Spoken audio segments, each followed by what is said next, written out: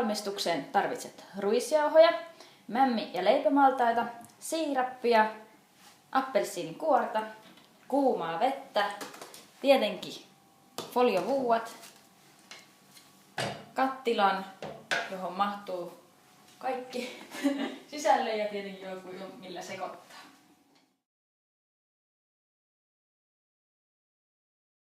Ensimmäiseen vaiheeseen tarvitset kuumaa vettä, ei kiehuvaa, mutta semmoista 60-70 asteista. Lisätään se tänne kattilaan. Perään laitetaan ruisjauhot ja mämmimaltaat. Sitten sekoitus. Laitetaan päälle vielä ruisjauhoja.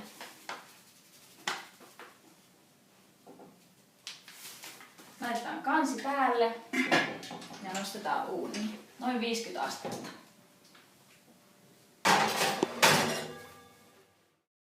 Anna imeltyä uunissa 1,5–2 tuntia, jonka jälkeen toista ensimmäinen vaihe.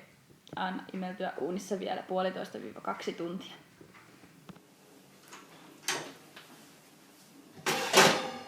Toisen vaiheen jälkeen seos näyttää tältä.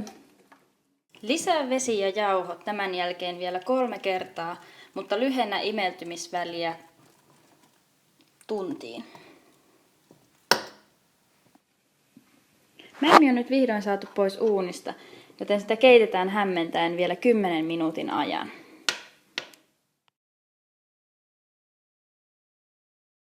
Lisätään appelsiininkuorta, siirappia ja suolaa. Täytyykin lisätä vielä vähän pomeranssin kuorta.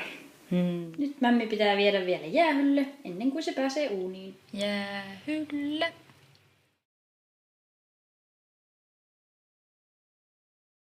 Mämmi on vihdoin nykyajan tuokkosissa, joten enää se pitää laittaa vain uuniin. 125 astetta, 3–4 tuntia. Vihdoin ne ovat uunissa.